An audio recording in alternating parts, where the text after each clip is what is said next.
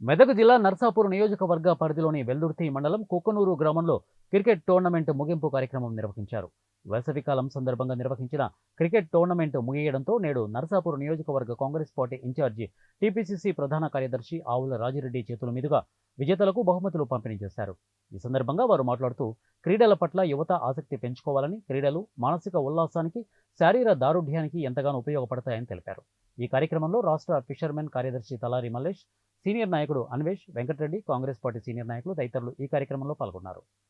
చెప్పినట్టు ఈ సెల్ ఫోన్లు ఏవైతే 20-25 సంవత్సరాల నుంచి మన జీవితంలోకి వచ్చినాయో అప్పటి నుంచి నిజంగా కూడా బయట ఆటలు అనేటివి బంద్ అయిపోయినాయి.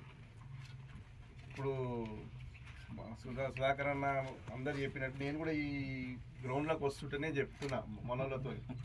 మేము చిన్నప్పుడు క్లాస్లకి వెళ్ళి బయట పడ్డామంటే ఇంటికి పోయి బస్తా పడేసి బ్యాట్ అందుకొని గ్రౌండ్లో పోతుంటే, ఇప్పుడు ఈరోజు మనం ఆరోగ్యంగా ఈ స్థాయిలో మనము ఉన్నాము అంటే మనం చిన్నప్పుడు ఈ ఎండలలో తిరిగి ఈ వానలల్లో ఈ వాగుల పొంటి ఈతలు కొట్టి ఆ జామకాయలు, చిప్పలకాయలు అవన్నీ తినుకుంటా పెరిగినాం కాబట్టి బయట సమాజంలో తిరిగినాం.